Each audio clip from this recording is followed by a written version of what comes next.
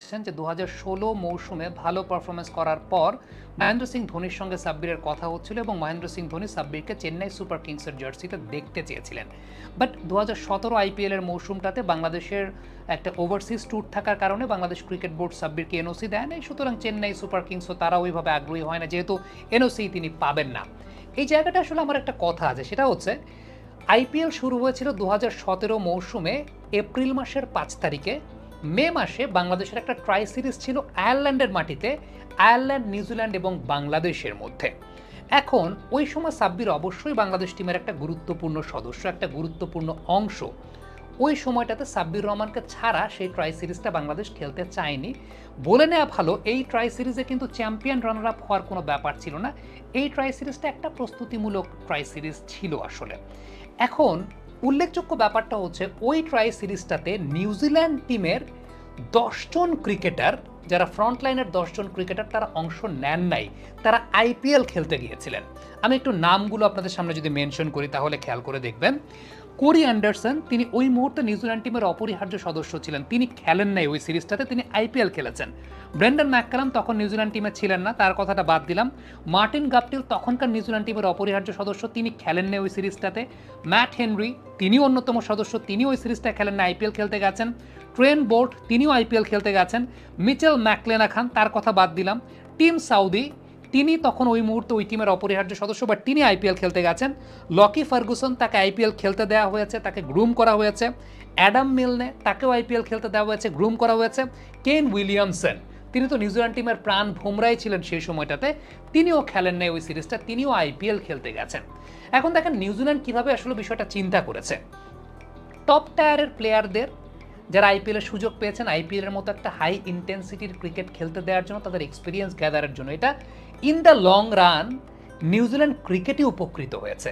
২০১৯ বিশ্বকাপে New Zealand final খেলেছে। New Zealand প্রত্যেকটা টুর্নামেন্টেই কনসিস্টেন্ট থাকে। সেই সঙ্গে লকি ফার্গুসনদের মতো প্লেয়ার, অ্যাডাম মিলনেদের মতো প্লেয়ার, ম্যাট হেনরিদের মতো প্লেয়ার, এই প্লেয়ারদেরকেও নিউজিল্যান্ড হাই ইন্টেন্সিটির ক্রিকেটটা খেলতে দিয়েছে, তাদেরকে সেইভাবে গ্রুম করেছে। ওই সিরিজটাতে নিউজিল্যান্ড কিন্তু টম লেথামকে ক্যাপ্টেন্সি দিয়ে তার মধ্যে লিডারশিপটা গ্রো করিয়েছে। খুব সিম্পল একটা ব্যাপার। সাব্বির তো অবশ্যই টাচে ছিলেন। সাব্বির আইপিএলে গেলে তিনি আরও এক্সট্রা অনেক এক্সপিরিয়েন্স গ্যাদার করতে পারতেন, হাই ইন্টেন্সিটির ক্রিকেটের সঙ্গে থাকতে পারতেন। তিনি তার জায়গাটাতে তো তার জায়গাটা ছিল। সেই সঙ্গে অন্য কোনো ক্রিকেটার ওই সিরিজটাতে সুযোগ পেলে আমাদের ব্যাকআপ বেঞ্চটাও এক্সপিরিয়েন্সড হতো, আমাদের ব্যাকআপ বেঞ্চটাও সমৃদ্ধশালী হতো। এইভাবে আসলে আমরা জিনিসটাকে চিন্তা করতে পারিনি। যদিও হ্যাঁ, ওই সময়টাতে বাংলাদেশ চ্যাম্পিয়ন্স ট্রফির সেমিফাইনাল খেলেছে। আমাদের পঞ্চপাণ্ডব যখন তারা ছিলেন, তারা ফর্মের তুঙ্গে ছিলেন।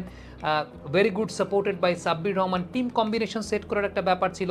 কিন্তু সেই জায়গাটাতে তো আরও বেশি বেনিফিটেড হতে পারতো Bangladesh in the long run.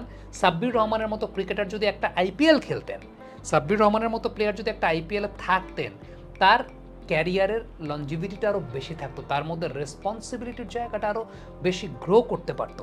এবং ওই সময়টাতে তিনি আসলে যেরকম টাচে ছিলেন, definitely he would have done better. এবং যেহেতু মহেন্দ্র সিং ধোনি নিজে নিতে চেয়েছেন, মহেন্দ্র সিং ধোনি এমনি এমনি নিতে চাইতেন না, তিনি অবশ্যই অনেক জায়গা থেকে, অনেক অ্যানালাইসিসের জায়গা থেকেই চিন্তা করেছেন। সো ফ্যাক্টর জায়গাটা আমার কাছে মনে হয় যে যদি ওই সিজনে আইপিএলটা খেলতেন, সাব্বিরের ক্যারিয়ারটা অন্যরকম হতে পারতো, বাংলাদেশের এই পাইপলাইনের জায়গাটা আরও সমৃদ্ধশালী হতে পারতো। সাব্বিরকে এই বিপিএলে যেমনটা দেখেছি, আমি যদি একটু ইভ্যালুয়েট করি, আমার কাছে ব্যক্তিগতভাবে মনে হয়েছে ব্যাকফুটের ব্যালেন্সটা, ব্যাকলেগের ব্যালেন্সটা টি-20 ক্রিকেটে অনেক বেশি স্টেবল, যেটা এর আগে এত এইভাবে দেখিনি। যেহেতু কমেন্ট্রি করছিলাম, ব্যাকলেগের তিনি যতগুলো ছক্কা মেরেছেন, খেয়াল করে দেখবেন যে ব্যাকলেগের ব্যালেন্সটা খুব স্টেবল। এবং সাব্বির আমাকে নিজে বলেছেন যে তার এই ব্যাকলেগের ব্যালেন্সটাকে তিনি প্রপার করার জন্য বা এত স্টেবল করার জন্য ওয়েট বল, একটু ভারী বল, ওয়েট বলে তিনি প্র্যাকটিস করেছেন, ব্যাকলেগটাকে স্টেবল রাখার চেষ্টা করেছেন, সেটা বেশ ভালো আউটপুট দিয়েছে। হ্যাঁ, ওয়ান ডে ফরম্যাটের ঢাকা প্রিমিয়ার লিগে সাব্বির ফর্মে নাই, রান একটা 50 পেয়েছেন, আরগুলোতে রান ওরকম করতে পারেনি। বাট টি-20 আমার কাছে মনে হয় যে টি-20 ধাঁচের খেলার জায়গাটাতে সাব্বিরকে আমরা আগামী দিনগুলোতে আরও দেখতে পারি।